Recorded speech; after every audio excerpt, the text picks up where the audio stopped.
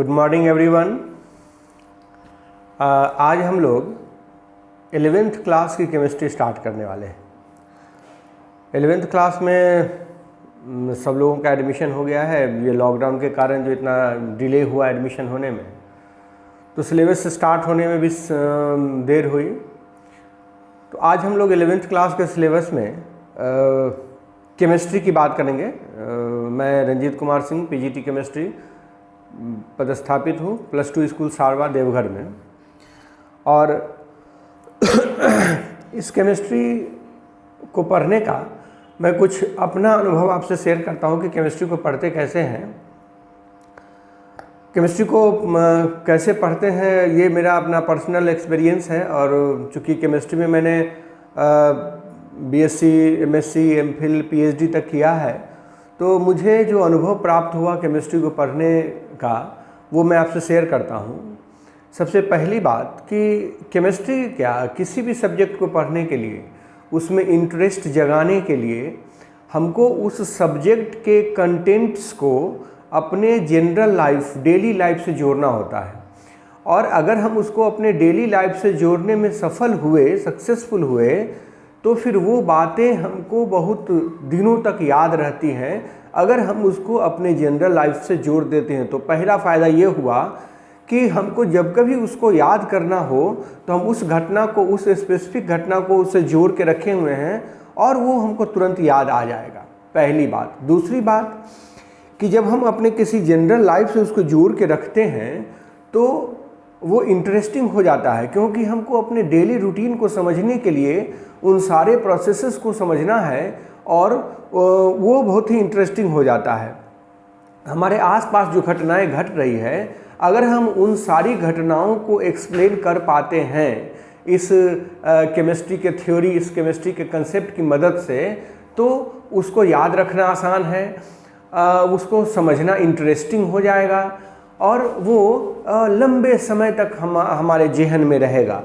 तो ये सारी बातें होती है अगर हम उसको अपने जनरल लाइफ से जोड़ के समझते हैं, पढ़ते हैं तो, पहली बात। दूसरी बात कि केमिस्ट्री पढ़ने का मतलब केवल ये एम नहीं होना चाहिए कि मुझे केमिस्ट्री से एग्जामिनेशन पास करना है, बस उतने ही से ज़रूरत है, तो फिर केमिस्ट्री का लिमिटेड नॉलेज होगा आपको। इसके सारे प्रोसेसेस को समझने के लिए जैसे एक छोटा सा एग्जाम्पल मैं आपको बताता हूँ कि आइसक्रीम बनाने वाला, आइसक्रीम जो जमाता है, मटका, कुल्फ़ी वगैरह जो बनाता है, वो अपने बर्फ़ में थोड़ा सा नमक मिला के रखता है। आप देखे होंगे जब कभी वो कुल्फ़ी खाते हैं, आइसक्रीम खाते हैं, तो थोड़ा सा सॉल्टी लगता है, नमकीन लगता है वो। तो उसका कारण ये नहीं कि दूध में उसने नमक मिलाया है, ये आइस में उसने नमक मिलाया है। तो आइस में नमक मिलाने से क्या होगा, तो एक कंसेप्ट है कि जैसे ही उसमें कोई नॉन वोलेटाइल सॉल्यूट मिला देते हैं, जो अघुलनशील तत्व है, वो जैसे ही उसमें मिलाते हैं तो उसका फ्रीजिंग पॉइंट घट जाता है। तो इसको ऐसे समझना है जनरल लाइफ से जोड़ के कि अगर हम बर्फ़, जिसका फ्रीजिंग पॉइंट 0 डिग्री सेंटीग्रेड है, पानी का फ्रीजिंग पॉइंट 0 डिग्री सेंटीग्रेड है, तो बर्फ़ का मेल्टिंग पॉइंट भी 0 डिग्री सेंटीग्रेड है। उसमें अगर थोड़ा नॉन वोलेटाइल सॉल्यूट मिला देते हैं, जैसे कि सॉल्ट हुआ हमारा, नमक, तो उसका फ्रीजिंग पॉइंट घट जाएगा, तो मेल्टिंग पॉइंट भी घट जाएगा। कहने का मतलब ये है कि अगर आइस मेल्ट कर रहा है 0 डिग्री सेंटीग्रेड पे, तो नमक मिलाने के बाद उसका temperature -5 degree centigrade melting point हो जाएगा। तो आइसक्रीम को जमाने के लिए, आइसक्रीम बनाने के लिए हमको बहुत लोअर टेम्परेचर की ज़रूरत है। तो लोअर टेम्परेचर पाने के लिए हम क्या करेंगे, उसमें थोड़ा सा नमक मिला देंगे, टेम्परेचर 0 से घट के सीधा -5 हो जाएगा और आइसक्रीम मेरा जल्दी बन जाएगा। तो जाने अनजाने, गाहे बगाहे, वो जो आइसक्रीम मेकर है वो एक साइंटिस्ट है। भले वो समझता हो या ना समझता हो, लेकिन उसमें एक साइंटिफिक एटीट्यूड है, उसने साइंटिफिक टेक्निक का इस्तेमाल किया है। वो नहीं जानता है कि इससे क्या होता है, लेकिन हम लोग उसके थ्योरी को समझते हैं। और अगर उस थ्योरी को हम अपने जीवन में, डेली लाइफ में जोड़ कर समझे तो वो और इंटरेस्टिंग हो जाएगा और हम नेचर के बहुत सारी चीज़ों को समझने लगेंगे और उसको समझने से हमारा इंटरेस्ट सब्जेक्ट में बढ़ेगा। तो मैं ये कहना चाहता हूँ कि केमिस्ट्री को पढ़ते समय केमिस्ट्री को केवल परीक्षा पास करने के लिए न पढ़ें, उसको आप अपने लाइफ से जोड़कर, अपने जीवन से जोड़कर उसको पढ़ें। जैसे केमिस्ट्री में बहुत सारी दवाएं होती हैं, जो भी दवाएं हैं वो सब की सारी केमिकल कंपाउंड्स हैं। और उन दवाओं में केमिकल कंपाउंड्स में वो कैसे हैं, एसिड होंगे, बेस होंगे या न्यूट्रल होंगे, यही तो होंगे। तो उनका कैसे एक्शन होता है, अगर उनके बारे में हम सब कुछ समझ जाते हैं तो बहुत सारी बीमारियों में हमको एप्रोप्रिएट मेडिसिन कौन सा लेना चाहिए ये हम आसानी से समझ जाएंगे। और जब ये आसानी से समझ जाएंगे इंटरेस्ट आएगा उसमें। जैसे एक छोटा सा एग्जांपल आपको बताते हैं, एंटासिड्स मतलब जब एसिडिटी हो जाती है, बहुत सारा गैस बन जाता है स्टमक में, तो उससे बहुत परेशानी होती है लोगों को, तो हम उस केस में एंटासिड खाते हैं। पुराने ज़माने में जब हम लोग बच्चे थे उस समय जिन लोगों को एसिडिटी होती थी, जिन लोगों को ज़्यादा गैस बनता था, गैस्ट्रिक की बीमारी हो जाती थी, वो लोग अपने पॉकेट में एक डब्बा रखते थे जिसमें खाने वाला सोडा रखते थे। खाने वाला सोडा एक बेसिक सॉल्ट है, वो स्ट्रॉन्ग बेस और वीक एसिड के मिलने से बना हुआ है। 10th क्लास में एसिड बेस सॉल्ट में आपने पढ़ा होगा। तो एसिड वह एक बेसिक सॉल्ट है। तो बेसिक सॉल्ट है, तो जैसे ही वो बेसिक सॉल्ट हमारे स्टमक में जाता है तो एसिड को वो न्यूट्रलाइज कर देता है। सब लोग जानते हैं कि एसिड और बेस के बीच में रिएक्शन होता है तो न्यूट्रलाइजेशन होता है। न्यूट्रलाइजेशन होगा तो एसिडिक मीडियम जो है न्यूट्रल हो जाएगा और हमको रिलीफ मिलेगा। तो एक कंसेप्ट हुआ ना कि कोई भी बेसिक चीज़ हम खा लेते हैं और बेसिक चीज़ खा लेने से हमारा एसिडिटी समाप्त हो जाता है।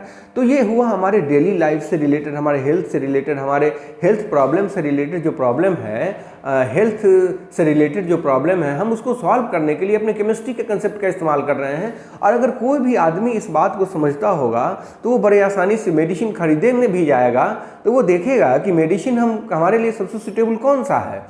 तो केमिस्ट्री को इस तरह से पढ़िए। एक और एग्जांपल आपको बताता हूँ। जनरल कंसेप्ट है कि जब कोई बिढ़नी काट लेता है, मधुमक्खी काट लेती है, तो मधुमक्खी काटने के तुरंत बड़ा दर्द होता है। तो जनरल कंसेप्ट है कि वहाँ लोहे को, अगर लोहे का कोई टुकड़ा है, जंग लगा, तो उसको वहाँ रगड़ लेते हैं तो उसका दर्द ठीक हो जाता है और उसका असर भी न्यूट्रलाइज हो जाता है। ऐसा क्यों होता है भाई? तो इसकी केमिस्ट्री समझिए। केमिस्ट्री है इसमें कि वो जो मधुमक्खी ने या बिढ़नी ने जो हमको काटा, तो उसके स्टिंग में, उसके काटने से हमारे शरीर में फॉर्मिक एसिड इंजेक्ट हो गया। फॉर्मिक एसिड उसके जहर में होता है, उसके स्टिंग में होता है, उसके डंक में होता है। तो फॉर्मिक एसिड है, वो हमारे शरीर में इंजेक्ट हो गया। जहाँ पर उसने काटा है, फॉर्मिक एसिड इंजेक्ट किया है, और वहाँ हम लोहा को रगड़ देते हैं। आप समझ रहे हैं कि लोहा का जंग जो है वो Fe2O3 है, आयरन का ऑक्साइड है। और आयरन मतलब मेटल के ऑक्साइड बेसिक होते हैं, आप सभी लोग जानते हैं। तो उस फॉर्मिक एसिड को उस बेस ने न्यूट्रलाइज कर दिया, और न्यूट्रलाइज करने से आपका जो दर्द था, आपकी जो जलन थी, वो शांत हो गई। तो कितनी अच्छी केमिस्ट्री है इसमें।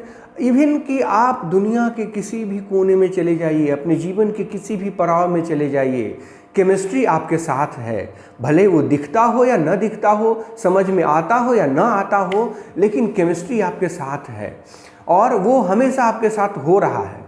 और जो कुछ भी हो रहा है वो केमिस्ट्री है। कहा भी जाता है दो लोगों के बीच में बड़ी अच्छी केमिस्ट्री है, मतलब उनके बीच में बड़ी अच्छी अंडरस्टैंडिंग है। यूँ मिला कर कहिए तो टोटल का टोटल जो है वो यूनिवर्स इस केमिस्ट्री पर बेस्ड है। मतलब उनके बीच में केमिस्ट्री है। दो लोगों, जैसे हम फिजिक्स में पढ़ते हैं, फोर्स ऑफ अट्रैक्शन है, force of attraction is also a chemistry. उनके बीच में अच्छी केमिस्ट्री है, तो अच्छी केमिस्ट्री तो फोर्स ऑफ अट्रैक्शन है। केमिस्ट्री अच्छी नहीं है तो रिपल्सन है। तो एक जनरल लैंग्वेज में भी हम लोग इस्तेमाल करते हैं कि इनकी केमिस्ट्री बन रही है, इनकी केमिस्ट्री बन रही है, मतलब इनकी अंडरस्टैंडिंग बन रही है। और इनकी केमिस्ट्री खराब हो गई, केमिस्ट्री खराब हो गई मतलब इनकी अंडरस्टैंडिंग बिगड़ गई। तो ये सब as a being a chemistry student, मैं ये सब इन सब बातों को केमिस्ट्री के लैंग्वेज में समझता हूँ, समझाता हूँ। और केमिस्ट्री आप यूँ कह लीजिए कि कुछ भी होता है, आपको किसी से घृणा होती है, आपको किसी से प्रेम होता है, आपको किसी से लगाव होता है, आप किसी चीज़ को देखना चाहते हैं, ये सारी की सारी बातें केमिस्ट्री है। आपको बता दूं कि अब सपोज कीजिए कि आपने महसूस किया होगा कि कुछ लोग ऐसे होते हैं आपके आसपास जिनके पास बैठना, जिनसे बात करना आपको बहुत अच्छा लगता है। उनसे मिलकर आप प्रसन्न हो जाते हैं, उनको देखना आपको अच्छा लगता है, उनके साथ बैठना आपको अच्छा लगता है। सबके जीवन में ऐसा होता है। तो ऐसा क्यों है? तो हर एक इंसान के भीतर एक फेरोमोन्स होते हैं। फेरोमोन्स जो है वो नाक से, वो एक तरह का बायोमॉलिक्यूल्स है। जस्ट मानिए ना कि that is the hormone, A type of hormone. तो वो फेरोमोन्स नाक से उसका स्मेल निकलता है, और वह फेरोमोन्स अगर आपको बॉडी से उसका स्मेल निकलता है, अगर वो स्मेल, आप समझ रहे होंगे कि हर एक आदमी को, जैसे फॉग परफ्यूम है तो सबको उसका स्मेल पसंद नहीं है। किसी को फॉग पसंद है, किसी को फर्स्ट लव पसंद है, किसी को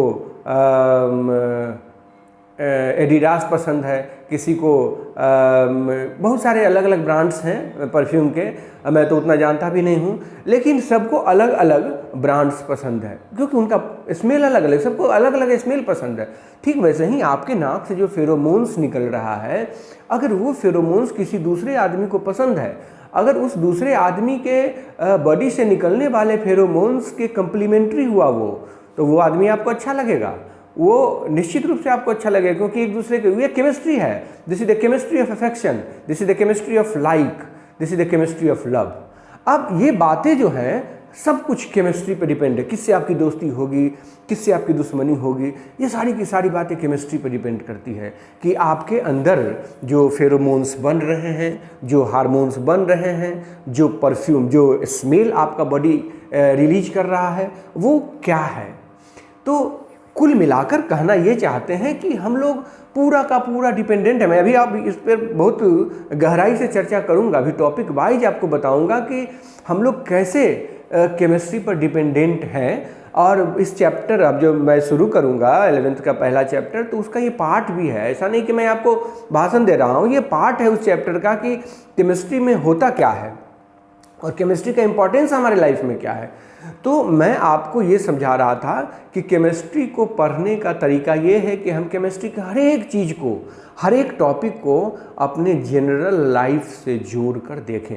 और आप जोड़ सकते हैं क्योंकि केमिस्ट्री जो है वो आपके जनरल एक्टिविटी, आपके अंदर होने वाली सारी की सारी अभिक्रियाएं, प्रतिक्रियाएं, आप जो प्रतिक्रिया देते हैं, आप जो रिस्पॉन्स करते हैं, ये सारी की सारी बातें जो केमिस्ट्री पे डिपेंड करती है। जैसे आपने सुना होगा कि किसी आदमी को कुछ ऐसे बीमारी होते हैं जो माँ बाप को हो तो अपने उनके ऑफस्प्रिंग को, मतलब आने वाली पीढ़ी को भी हो जाते हैं। तो वो बीमारियां जो वो डीएनए से रिलेटेड होती हैं। अगर किसी आदमी को डीएनए से रिलेटेड, अगर प्रोटीन से रिलेटेड कोई, जैसे सिकल सेल एनीमिया एक बीमारी है, नाम सुना होगा आपने। सिकल सेल एनीमिया में होता क्या है कि जो WBC है हमारा, वाइट ब्लड कार्पुस्क्यूल्स या वाइट ब्लड सेल्स, वो जो WBC है वो WBC का जनरली 120 घंटा लाइफ स्पैन होता है। 120 घंटा में वो अपने आप मर जाता है, जो बिलिरुबिन के रूप में बाहर निकलता है, जिसके कारण हमारे स्टूल का कलर पीला होता है। तो लेकिन अगर किसी को सिकल सेल एनीमिया हो गया है तो वो 8 से 12 घंटे में वो WBC मर जाएगा। और आप समझ रहे हैं कि our immune system is totally based on the WBC। WBC plays the key role to maintain our immunity. हमारे इम्यूनिटी के लिए WBC बहुत ज़रूरी है। तो WBC ही अगर 8 घंटे में मर जाएगा, सुरक्षा प्रणाली ही कमज़ोर हो जाएगी हमारे शरीर की, तो कोई भी अटैक बड़ा जल्दी होगा, पैथोजेंस या किसी भी माइक्रोब का अटैक, तो हम बीमार बहुत जल्दी पड़ेंगे। तो सिकल सेल एनीमिया, मैंने कहा कि सिकल सेल एनीमिया अगर किसी आदमी को है तो वह सिकल सेल एनीमिया प्रोटीन, मतलब ब्लड एक प्रोटीन है, ग्लोबुलर प्रोटीन है, तो प्रोटीन से रिलेटेड है। और प्रोटीन की सिंथेसिस होती है डीएनए से। डीएनए पहले टूटता है, फिर राइबोसोम आरएनए बनाता है, आरएनए से प्रोटीन की सिंथेसिस होती है। तो प्रोटीन की सिंथेसिस डायरेक्टली रिलेटेड है किससे? डीएनए से। तो इसका मतलब हुआ कि अगर किसी आदमी को सिकल सेल एनीमिया है तो उसके बच्चे को सिकल सेल एनीमिया होने की पूरी संभावना है। और नहीं भी हो सकती है क्योंकि डीएनए में वो चेंज होता रहता है, क्योंकि मदर फादर का डीएनए जो है क्रॉसिंग ओवर होता है। हो सकता है कि वो पार्ट छूट जाए क्रॉसिंग ओवर के समय, तो उस आदमी को, उस बच्चे को उसको सिकल सेल एनीमिया नहीं होगा। लेकिन इस बात की 90% के चांसेस बनते हैं कि उस बच्चे को भी, जिसके मदर फादर को सिकल सेल एनीमिया है, उसको सिकल सेल एनीमिया होगा। ठीक वैसे ही बहुत सारे ऐसे डिजीज हैं जो डीएनए से रिलेटेड है। और ये सब बातें हवा में की गई नहीं है, ये सब का एक्सपेरिमेंटल प्रूफ है। अगर आप इन सारी बातों को समझेंगे तो आपको बहुत आश्चर्य नहीं होगा। सपोज कीजिए कि अभी हमारे पास एक मोबाइल है, स्मार्टफोन, और वो उससे हम लोग रूबरू है, बहुत यूज टू है उसके लिए। अगर यही मोबाइल फ़ोन लेकर हम 16वीं 15वीं शताब्दी में टाइम मशीन से चले जाए तो वहाँ के उस समय के जो लोग होंगे इस स्मार्टफोन को देखकर कितना आश्चर्यचकित होंगे, क्योंकि वो उन्होंने कभी देखा नहीं, कभी जानते नहीं हैं। ठीक वैसे ही अगर आप इस जीवन में होने वाली घटनाओं से आप रूबरू होंगे, बहुत कुछ समझेंगे, जीवन मरण के चक्र को समझेंगे या बीमार होने के चक्र को समझेंगे कि कैसे इंसान बीमार होता है, तो आपको बहुत आश्चर्य नहीं होगा और बहुत ही शांत रहेंगे आप कि नहीं ये तो होना है, ये तो नेचुरल बातें हैं। तो ठीक वैसे ही जो अभी हमने आपको कहा कि केमिस्ट्री जो है ऐसे पढ़ने की चीज़ है। बात रही दूसरा इसका पहलू है कि केमिस्ट्री का स्कोप क्या हो सकता है।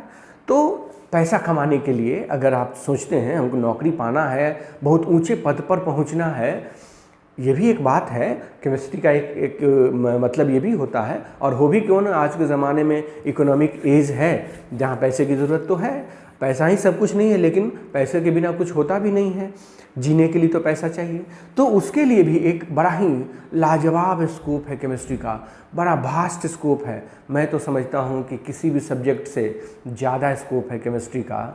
केमिस्ट्री से आपने बीएससी किया, केमिस्ट्री से आपने एमएससी किया, केमिस्ट्री से आपने पीएचडी किया, रिसर्च करा, सब कुछ कीजिए कि हम इंटर में मैथ, फिजिक्स, केमिस्ट्री पढ़ें, तो हमारा पहला एम होता है कि इंजीनियरिंग में जाएंगे।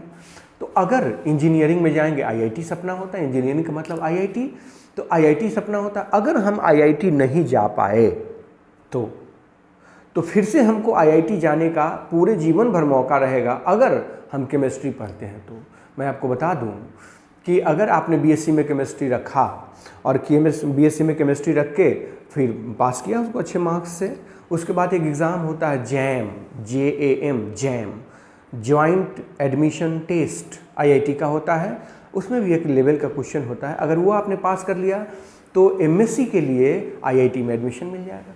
और आईआईटी में एडमिशन मिल गया, वहाँ से आपने पढ़ा एमएससी, नेट का एग्ज़ाम होता है, नेशनल एलिजिबिलिटी टेस्ट, वहाँ से आपने क्वालिफाई किया, नेट क्वालिफाई किया, और उसके बाद पीएचडी में रजिस्ट्रेशन वही आईआईटी में हो जाएगा। वहाँ से जब आईआईटी में रजिस्ट्रेशन पीएचडी करके निकलेंगे तो आपके हाथ में निश्चित रूप से एक जॉब होगा, और वो जॉब होगा यूजीसी का असिस्टेंट प्रोफेसर लेकर आप निकलेंगे।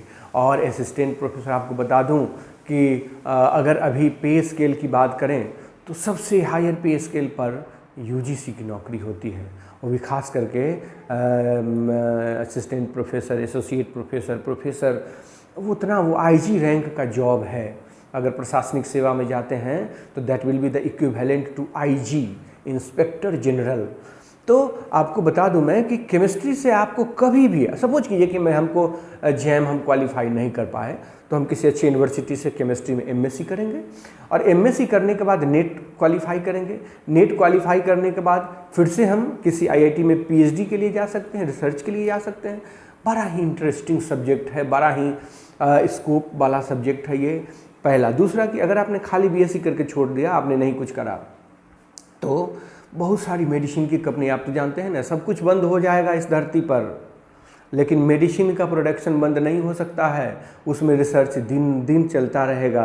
जैसे एक टीचर कभी बेरोजगार नहीं हो सकता है, टीचर में लोगों को पढ़ना है ही, लोग चिकन खाना छोड़ सकते हैं, लोग सिनेमा देखना छोड़ सकते हैं, लोग मार्केटिंग करना छोड़ सकते हैं, लेकिन लोग पढ़ना नहीं छोड़ सकते हैं, लोग बीमार पड़ना नहीं छोड़ सकते। बीमार पड़ना छोड़ नहीं सकते, मेरा कहना गलत हुआ, क्योंकि वो बीमार पड़ेंगे ही, बीमार जानबूझ के कोई पड़ता नहीं है, बीमार पड़ेंगे, इसलिए डॉक्टर कभी बेरोजगार नहीं होगा।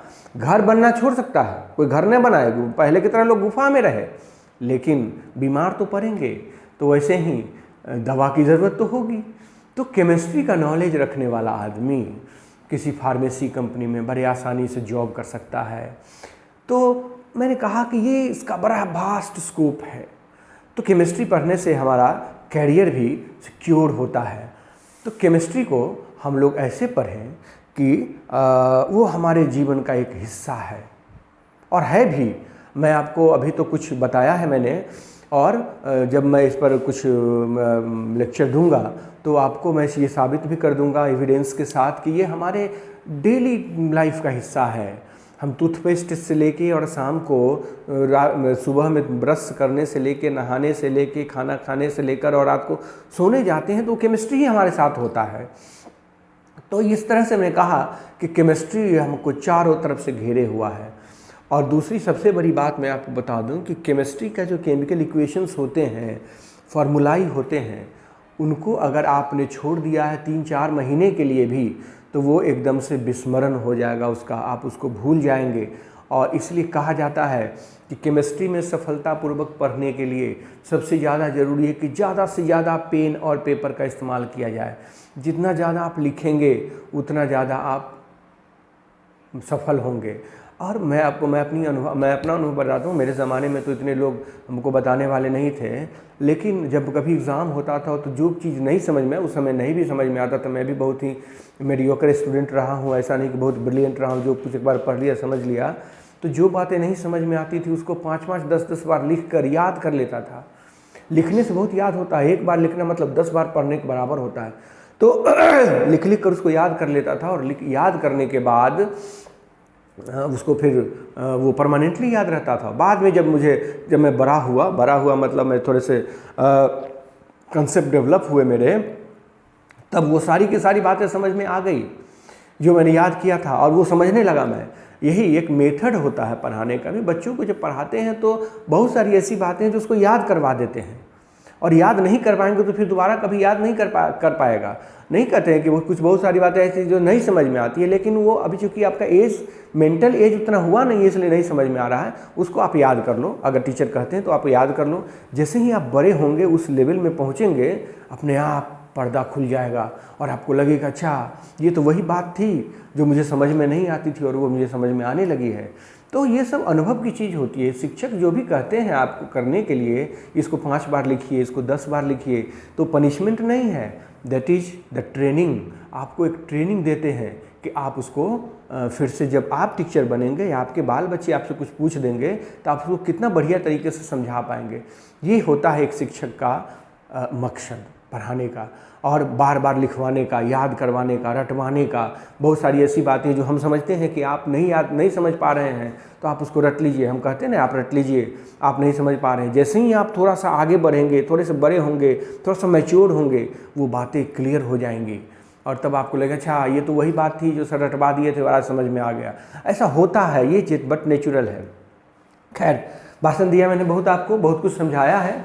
तो हम लोग केमिस्ट्री शुरू करने वाले हैं क्लास 11th का। क्लास 11 यहाँ क्लास 11 में केमिस्ट्री शुरू करने से पहले आपको मैं ये समझाना चाहता हूँ कि क्लास 11 का सिलेबस क्या है, 10th क्लास और 11th क्लास में कितना का फ़र्क है, और उसके हिसाब से हम लोग एक टारगेट करते हैं। फ़र्क मैं इसलिए नहीं बताऊंगा कि आपको डरा दूँ, फ़र्क इसलिए बताऊंगा कि हमको एक टारगेट करना है कि हमको पढ़ना क्या है। यहाँ क्लास 11 की बात करने से पहले हम यहाँ लिख देना चाहते हैं ये क्लास 10 का सिलेबस है, और हम इधर क्लास 11 का सिलेबस लिखना चाहेंगे। क्लास 11 का सिलेबस लिखना चाहेंगे तो पहले हम आपको एक टूर करा देते हैं सिलेबस का। क्लास 10 में जो आपने केमिस्ट्री पढ़ा, जो आप बोर्ड पास करके आए, बहुत अच्छे नंबर आपने प्राप्त किए, तो उसमें जो चैप्टर्स थे मुझे याद आ रहे हैं। मैं 10th क्लास में कभी कभी जब क्लास मेरा लगता है तो मैं जाता हूँ पढ़ाने, कभी कभी क्या कि जनरली जाता हूँ पढ़ाने एक सेक्शन में। तो उसमें चैप्टर्स हैं। पहला चैप्टर है केमिकल रिएक्शन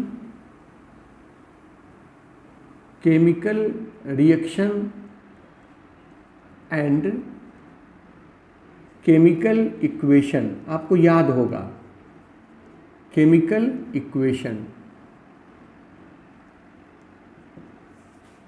यहाँ एक खास बात मैं कहना चाहूँगा, खास करके जैक बोर्ड के स्टूडेंट्स के लिए जो हिंदी मीडियम में पढ़ते हैं। अभी तक 10th क्लास मैक्सिमम जैक के बोर्ड के बच्चे हिंदी मीडियम में पढ़ के आए हैं, तो उनको घबराने की कोई ज़रूरत नहीं है। 10 दिन 15 दिन में आपकी स्थिति एकदम से सुधरने लगेगी। आपको हिम्मत करने की ज़रूरत है। मैं तो पढ़ाता हूँ, मैं तो बोलता हूँ हिंदी में, समझाता भी हिंदी में, लेकिन अंग्रेजी में लिखता हूँ, आपको धीरे धीरे इसका प्रैक्टिस करना पड़ेगा अगर आप आगे बढ़ना चाहते हैं तो, क्योंकि हायर क्लासेस में साइंस को हिंदी में नहीं पढ़ाया जाता है। Engineering colleges, medical colleges, polytechnic colleges, इन जगहों पे या अच्छे अच्छे यूनिवर्सिटीज़ में हिंदी मीडियम में साइंस नहीं पढ़ाया जाता है। जैसे बाइलिंगुअल हम कर रहे हैं, बात कर रहे हैं आपसे हिंदी में, समझा रहे हैं हिंदी में, और लिखना है इंग्लिश में, ताकि आपको धीरे धीरे धीरे धीरे आप उसके हैबिचुएटेड हो जाए। और मैं ये दावा करता हूँ, हज़ारों एग्जाम्पल मेरे पास ऐसे हैं जो हिंदी नहीं, अंग्रेजी में लिखने तक नहीं जानते थे और आज मेडिकल कॉलेजेस में पढ़ रहे हैं। ये हज़ारों एग्जाम्पल, लेकिन उन्होंने हिम्मत किया, मेहनत किया और पढ़ा। आप ही के विद्यालय से पढ़ने वाले, मैं तो, मेरे पास ये रिसेंट एग्जाम्पल्स हैं। कुछ जो बच्चे आकांक्षा कोचिंग में एडमिशन लेते थे, वो सभी तो आप ही के बीच में से आते थे, जैक बोर्ड से पास करके, और उन्होंने अब उनको हिंदी मीडियम की बुक दे देता हूँ तो उनको परेशानी होती, नहीं समझ में आती। तो मेरा ये एक अनुरोध है सब लोगों से कि आप सभी लोग इसमें एक पेशेंस, मतलब धैर्य रखिए और 10-15 दिन तक इसको एकदम से सोच लीजिए कि हमको केवल इंग्लिश पढ़ना है, हमको नहीं पढ़ना, हमको हिंदी में नहीं समझना है। तो आपके अंदर वो बातें आने लगेंगी और धीरे धीरे वो सब समझ में आने लगेगा। तो इसके लिए कभी भी घबराने की ज़रूरत नहीं है। साइंस पढ़े हैं, जैसे हम लोग पूजा पाठ करवाते हैं, मैं किसी लैंग्वेज के अगेंस्ट में नहीं हूँ। हिंदी बहुत मेरी मातृभाषा है और आप समझ भी रहे हैं कि मैं जब कभी बोलता हूँ, बात करता हूँ तो मातृभाषा में ही करता हूँ। लेकिन साइंस के बहुत सारे ऐसे टर्म्स हैं, इलेक्ट्रॉन, तो इलेक्ट्रॉन को तो अंग्रेजी में ही ना लिखेंगे। तो वैसे ही बहुत सारे ऐसे टर्म्स हैं जो अंग्रेजी में समझना आसान है। तो मेरे कहने का मतलब ये हुआ कि अंग्रेजी में साइंस पढ़ना ज़्यादा आसान है मुकाबले हिंदी में पढ़ना, क्योंकि हिंदी के जो टर्म्स हैं वो थोड़े से मुश्किल जान पड़ते हैं, होते नहीं हो, मुश्किल जान पड़ते हैं, क्योंकि शुरू से। अब स्टेशन का हिंदी कोई बोलता है? स्टेशन का हिंदी कोई नहीं बोलता, स्टेशन ही बोलता है। तो ठीक वैसे ही हम लोगों को भी यहाँ ये थोड़ा सा पेशेंस रखना है। और हम अभी आपको सिलेबस इंट्रोड्यूस कर रहे हैं, कंपैरिजन बता रहे हैं कि ये एक चैप्टर हम लोग ने पढ़ा था, chemical reaction and chemical equation, जिसमें हम लोग केमिकल रिएक्शन क्या होता है और उसके इक्वेशन के रूप में सिंबॉलिक ढंग से कैसे लिखते हैं ये समझा, उसको बैलेंस करने का तरीका समझा, ऑक्सीडेशन रिडक्शन पढ़ा, रस्टिंग पढ़ा, रेंसिडिटी पढ़ा, टाइप्स ऑफ केमिकल रिएक्शंस पढ़ा। ये सब हम लोगों ने इस चैप्टर में पढ़ा और ये आपके पास नॉलेज स्टोर्ड है। दूसरा चैप्टर आपने पढ़ा होगा, उसमें एसिड एंड बेसेस, अम्ल और क्षार। इसी में एसिड और बेस के बारे में पढ़ा, एसिड बेस के कैरेक्टरिस्टिक के बारे में पढ़ा, कुछ एसिड के प्रिपरेशन के बारे में पढ़ा, उनका एसिड बेस के रिएक्शन से साल्ट बनता है, क्या क्या होता है ये सब आपने पढ़ा, न्यूट्रलाइजेशन रिएक्शन वगैरह इसमें पढ़ा। तीसरा चैप्टर आपने पढ़ा होगा metals and non metals, metals and non metals, धातु एवं अधातु। ये भी आपने पढ़ा है, धातु और अधातु। इसमें धातु के निष्कर्षण की विधियों का भी बहुत उल्लेख किया गया है, बहुत चर्चा की गई है। धातु का एक्सट्रैक्शन के, मेटल का एक्सट्रैक्शन कैसे करते हैं, उसके कुछ इंट्रोडक्टरी पार्ट्स वहाँ थे। धातु अधातु क्या है, उनका पीरियोडिक टेबल में, पीरियोडिक टेबल भी लास्ट चैप्टर पढ़ा होगा, उसमें क्या पोजीशन है, कितने धातु कितने अधातु, धातु के रासायनिक गुण, भौतिक गुण, अधातु के रासायनिक गुण, भौतिक गुण, ये सब आपने पढ़ा हुआ है metals and non metals chapter में। चौथा चैप्टर था carbon and its compound compound. बड़ा मज़ेदार चैप्टर हुआ करता है ये। कार्बन एंड इट्स कंपाउंड में, इसको हम लोग आगे चल के ऑर्गेनिक केमिस्ट्री कहते हैं। तो कार्बन एंड इट्स कंपाउंड में पढ़ा होगा आपने अल्केन, अल्कीन, अल्काइन, उनका फार्मूला कैसे लिखते हैं, उनके रिएक्शंस क्या होते हैं, कुछ कार्बोक्सिलिक एसिड के बारे में पढ़ा है, कुछ फंक्शनल ग्रुप के बारे में पढ़ा, जैसे अल्कोहल, एल्डिहाइड, कार्बोक्सिलिक एसिड वगैरह वगैरह, इसके बारे में आपने पढ़ा 10th क्लास में। और 10th क्लास का 5वां चैप्टर था periodic classification of elements, periodic classification of elements. Elements के पीरियोडिक टेबल में एलिमेंट्स को सजाने के बारे में हम लोग ने पढ़ा। और इस चैप्टर में आपको पीरियोडिक टेबल का एक छोटा मोटा इंट्रोडक्शन दिया गया होगा। और इस चैप्टर में एलिमेंट्स को कैसे सजाते हैं, उनका बेसिस क्या है, और ग्रुप पीरियड्स का क्या इंपॉर्टेंस है, उसमें कुछ प्रॉपर्टीज है जैसे एटॉमिक रेडियस मतलब परमाणुविक त्रिज्या वो कैसे वेरी करता है, आयनाइजेशन पोटेंशियल कैसे वेरी करता है, इलेक्ट्रोनेगेटिविटी कैसे वेरी करता है, ये सब आपने पढ़ा होगा। ये 10th क्लास का सिलेबस है और इस 10th क्लास के सिलेबस से 20 नंबर के आसपास, कभी 19, कभी 21, कभी 20 ऐसे करके एग्ज़ाम में आपसे सवाल पूछे जाते हैं, क्योंकि 10th क्लास में फिजिक्स केमिस्ट्री बायोलॉजी तीनों एक ही साथ होता है, तो आप ये समझते हैं, वो समझाने की ज़रूरत ही नहीं है। तो ये आपने 10th क्लास में पढ़ा है। क्लास 11 का सिलेबस जो है वो मैं आपको पहले बता देता हूँ। सिलेबस क्लास 11th का, इसमें पहला चैप्टर है some basic concepts of chemistry. Some basic concepts of chemistry, ये पहला चैप्टर है। और ये चैप्टर जो है इसमें बहुत सारी बातें होती हैं। इसमें हम लोग अपने पिछले जितना भी पढ़ा हम लोगों ने उसका एक रिवीजन करते हैं, कुछ नई नई बातें पढ़ते हैं, और जो सबसे मेन, जो सबसे हॉट टॉपिक है इस चैप्टर का वो है मोल कंसेप्ट। मोल कंसेप्ट। एक ज़माना था जब आईआईटी के एग्ज़ाम्स वगैरह में मोल कंसेप्ट सबसे तगड़ा टॉपिक हुआ करता था, उससे खूब सवाल पूछे जाते थे, एक समय था। लेकिन अब वो सब नहीं रहा, अब टॉपिक्स ट्रेंड्स बदल जाते हैं और मोल कंसेप्ट, लेकिन बेसिक बात यही है, केमिस्ट्री समझना है, न्यूमेरिकल्स को समझना है तो इस चैप्टर को खूब अच्छे से, वो भी खास करके मोल कंसेप्ट को समझना होगा। लेकिन मोल कंसेप्ट सबसे अंतिम टॉपिक है इसका, उससे पहले हम लोगों को बहुत बड़ी भूमिका बनानी है, बैकग्राउंड तैयार करना है, जिस पर हम लोग अपनी पढ़ाई को जारी रखेंगे। दूसरा चैप्टर है स्ट्रक्चर ऑफ एटम, या एटॉमिक स्ट्रक्चर जो कहते हैं, स्ट्रक्चर ऑफ एटम।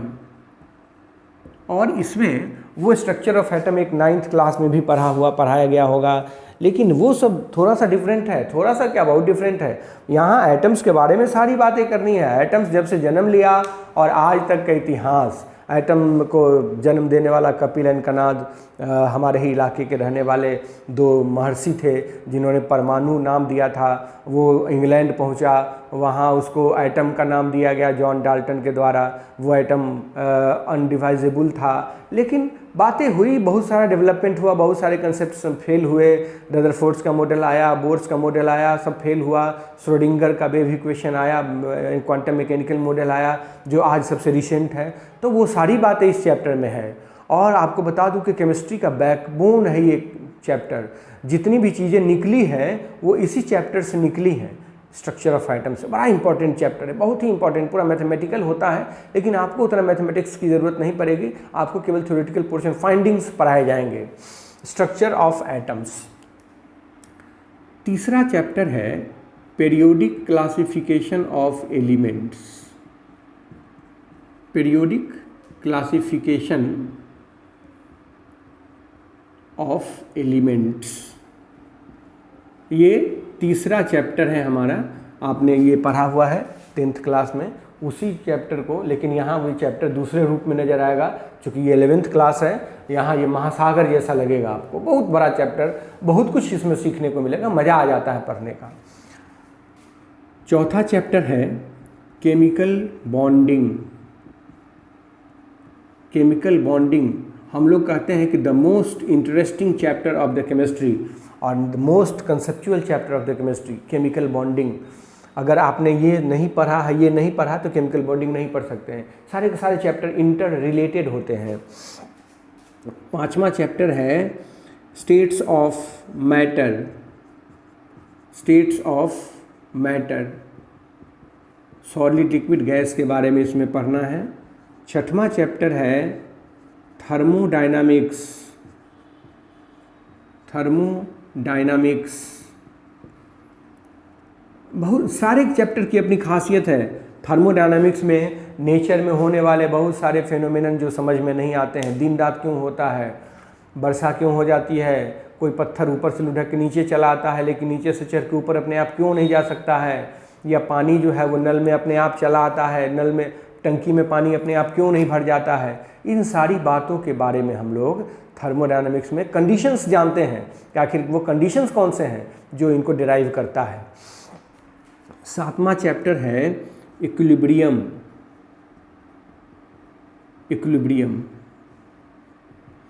और आपको मैं बता दूं, ये वॉल्यूम 1 में, 2 वॉल्यूम में 2 किताबें होंगी केमिस्ट्री की।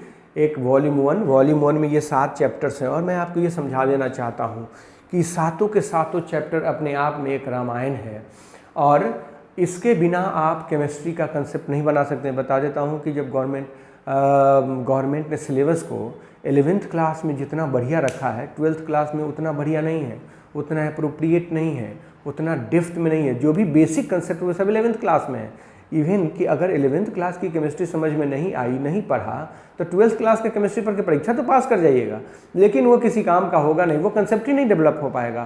तो इसलिए 11th क्लास का केमिस्ट्री पढ़ना निहायत ज़रूरी है। तो 11th क्लास का सिलेबस पूरा पढ़ना चाहिए। कॉम्पिटिटिव एग्जाम्स को क्वालिफाई करना है, क्रैक करना है, तो 11th क्लास की केमिस्ट्री तो होनी ही होनी चाहिए। उसके बिना कोई उपाय नहीं है, कोई ऑप्शन ही नहीं है। ये वॉल्यूम 1 में आते हैं। अब वॉल्यूम 2 में आइए तो 8वां चैप्टर से वॉल्यूम 2 शुरू होता है, और वो है the redox reaction, oxidation reduction reaction. 9वां चैप्टर है हाइड्रोजन। हाइड्रोजन को एक चैप्टर ही दिया गया है।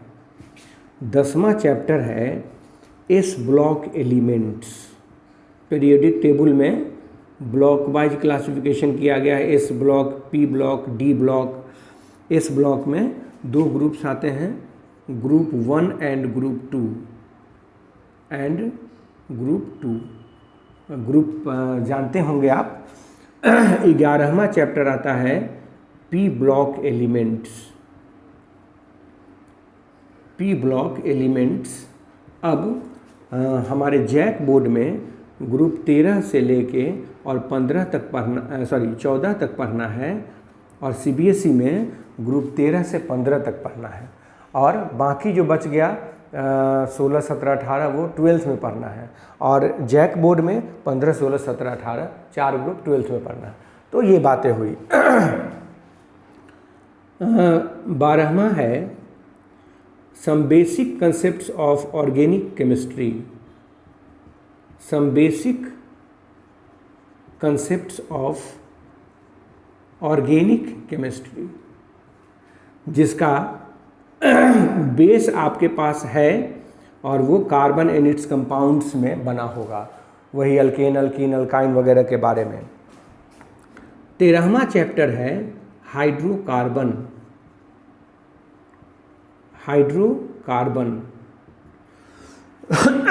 जिसमें हाइड्रोकार्बन को डिटेल में पढ़ना है, अल्केन, अल्कीन और अल्काइन को डिटेल में पढ़ना है। और अंतिम चैप्टर 14वां चैप्टर इन्वायरमेंटल केमिस्ट्री, ये हम लोगों को पढ़ना होता है। तो ये 14 चैप्टर्स हैं हमारे केमिस्ट्री में, और ये 14 चैप्टर अपने आप में बड़ा ही इम्पोर्टेंट चैप्टर्स हैं, क्योंकि 12th क्लास की, किसी भी क्लास की केमिस्ट्री को समझने के लिए ये निहायत ज़रूरी है। इसके बिना हमारा काम नहीं हो सकता है। हम लोग ये सिलेबस के बारे में हम लोगों ने एक जानकारी रख लिया। आपको बता दूं कि जो 11th क्लास की केमिस्ट्री है उसका जो एग्ज़ाम होता है, अब तो एग्ज़ाम होता है फुल मार्क्स व 70 थ्योरी, ये 70 का थ्योरी होता है, और 30 मार्क्स का प्रैक्टिकल होता है। ये प्रैक्टिकल होता है, कुछ एक्सपेरिमेंट्स वगैरह किए जाते हैं, प्रैक्टिकल का क्लास भी होता है।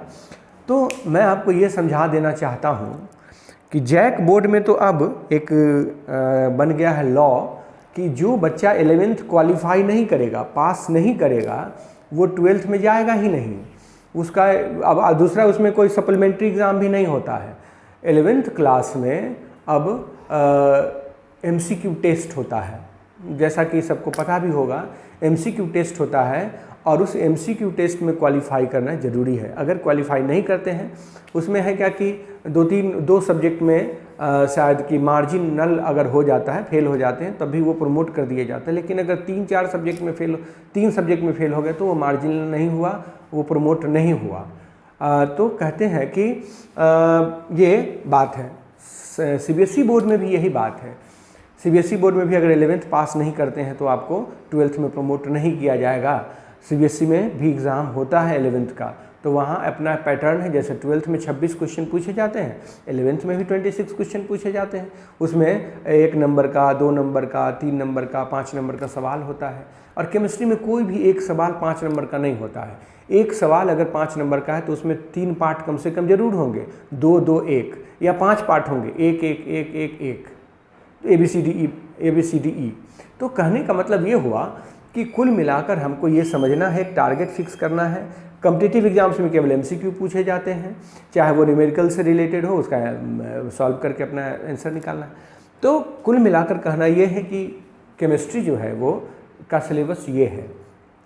और किसी भी कॉम्पिटिटिव एग्जाम से, इंजीनियरिंग हो चाहे मेडिकल हो, केमिस्ट्री स्कोरिंग सब्जेक्ट होता है, हल्का होता है और ज़्यादा से ज़्यादा स्कोर कर सकते हैं आप। जो फिजिक्स में थोड़ा सा कमी रह गया, जो मैथ में कमी रह गया, उसको पूरा कर लेते हैं केमिस्ट्री से। केमिस्ट्री थोड़ा सा स्कोरिंग होता है, हल्का होता है, बहुत हल्का तो नहीं, लेकिन बाकी सब्जेक्ट्स के मुकाबले थोड़ा सा आसान है। उस पर ध्यान दीजिएगा तो वो आपका हो जाएगा। तो इसलिए हम लोग इस बात को ध्यान में रख कर, इसको टारगेट करके, इसको सोच के तब हम लोग केमिस्ट्री पढ़ें।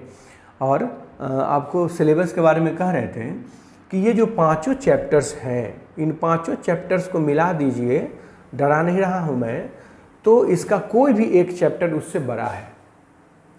इसका कोई भी एक चैप्टर अगर निकाल लीजिएगा तो 10th क्लास के 5 चैप्टर को मिलाने से भी बड़ा है। तो कुल मिलाकर कहना ये हुआ कि this syllabus is 70 times, approximately 70 times larger than the syllabus of class 10। Class 10 के सिलेबस से ये 70 गुना बड़ा है। तो 70 गुना बड़ा है तो हमको पढ़ना भी पड़ेगा उसी तरीके से। और मैं आपको ये दावा करता हूँ, ज़रूरी नहीं है कि आपको गवर्नमेंट जॉब ही हो जाए। अगर आपने मन से पढ़ा है तो आप कभी भी बेरोजगार नहीं रहेंगे और केमिस्ट्री आपको कभी भी भूखे नहीं मरने देगा। केमिस्ट्री हमेशा आपकी मदद करेगा, हर एक कदम पे मदद करेगा। और पढ़ना ही है तो फिर क्यों न मन से पढ़ें। आज का समय है कि अगर आपको अपनी तकदीर बदलनी है तो एक और मात्र केवल एक ही साधन है और वो है पढ़ाई। पढ़ाई के सिवा दूसरा कोई साधन नहीं है अपनी तकदीर बदलने का, अपना संस्कार बदलने का, अपना सोसाइटी बदलने का, अपने आप को ऊपर उठाने का। बस एक ही साधन है और वो है पढ़ाई। क्योंकि पुराने ज़माने में लोग इसको सुधारने के लिए तपस्या करते थे जंगलों में जाकर, और आज की जो तपस्या है वो है पढ़ाई। पढ़ाई और केवल पढ़ाई। अगर आप पढ़ते हैं मन से तो निश्चित रूप से आप तो ज़रा कल्पना कीजिए कि जिस बच्चे का IIT में सिलेक्शन हो जाता है उसका परिवार पीढ़ी दर पीढ़ी संभर जाता है। अब वो उसके परिवार का एक अलग रुतबा होता है। तो कितना के लिए 2 साल मेहनत किया उसने, और 2 साल मेहनत करने के बाद उसने एक मंजिल पाई, और अब देखिए उसको पीछे मुड़ के देखने की कोई ज़रूरत नहीं है। वो सोसाइटी में एक एग्ज़ाम्पल बन जाता है। हम तो 11th में एडमिशन लेते हैं, बाल रंग के और वो चश्मा लगा के घूमते हैं। 2 साल केवल आप तपस्या कीजिए, 2 साल पढ़िए 11th 12th बढ़िया से। अगर कहीं किसी कंपटीशन में क्वालिफाई कर जाते हैं, उसके बाद आपका हर एक स्टाइल एक आइकन बन जाएगा। तो कहना ये चाहते हैं कि आप जब पढ़िए तो पूरे मन से पढ़िए। पढ़ना ही है तो पूरे मन से पढ़ना है। और अब केवल वो 2 साल मैं आपसे मांग रहा हूँ, 2 साल आप पढ़ो और उसके बाद देखो कि आपके जीवन में खुशियों का एकदम मेला रहेगा हमेशा। और कभी पीछे मुड़ के आपका सर्किल बदल जाएगा, सोसाइटी बदल जाएगा, सोच बदल जाएगी, आप ऊपर उठने लगेंगे। और जब आप ऊपर उठेंगे तो आप एक एग्जाम्पल बनेंगे, दूसरे को भी ऊपर उठाने के लायक बनेंगे, जो मानव जीवन का एक लक्ष्य होना चाहिए। तो आज तो मैंने बहुत लेक्चर दिया आपको। मेरा एम यही था कि मैं केमिस्ट्री का इम्पोर्टेंस आपसे डिस्कस करूं, सिलेबस डिस्कस करूं। तो मैंने एक शुरुआत किया है आज, और इस सिलसिला को आगे बढ़ाएंगे। अगले वीडियो में आपको हम ये सिलेबस शुरू करके, और अब शुरू नहीं कर सकता हूँ, बहुत लंबा वीडियो हो जाएगा, हम स्टार्टिंग से एकदम इनिशियल स्टेज से शुरू करेंगे। मैं ये मान के समझूंगा, पढ़ाऊंगा आपको कि आप कुछ नहीं जानते हैं, आप कोरे कागज़ हैं। अब मैं वहाँ से पढ़ाऊंगा कि साइंस क्या है और साइंस के कितने ब्रांचेज हुए, उसमें से हमारा जो ब्रांच है वो केमिस्ट्री है, वो क्या है, उसके कितने सारे सब ब्रांचेज हैं। मैं इन सारी बातों पर चर्चा करूंगा। ये मान के पढ़ाऊंगा कि आप कुछ नहीं जानते हैं, केवल आपको पेशेंस रखना है, और ये सिलेबस भी कंप्लीट होगा, आपको समझ में भी आएगा। जिन बच्चों को इंग्लिश से थोड़ा सा डर लगता हो वो अपनी डर हटा दे। मैं दावा करता हूँ, विश्वास दिलाता हूँ, आपका वो डर बहुत दिन तक नहीं रहेगा।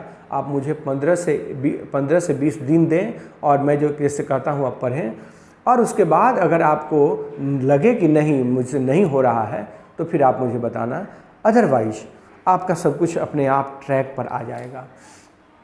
तो आपको शुभकामना देते हैं कि 11th क्लास में आप अच्छा करें, और हम शुरू करते हैं नेक्स्ट वीडियो से क्लास। इस चैप्टर का कंटेंट हम लोग शुरू करेंगे। धन्यवाद।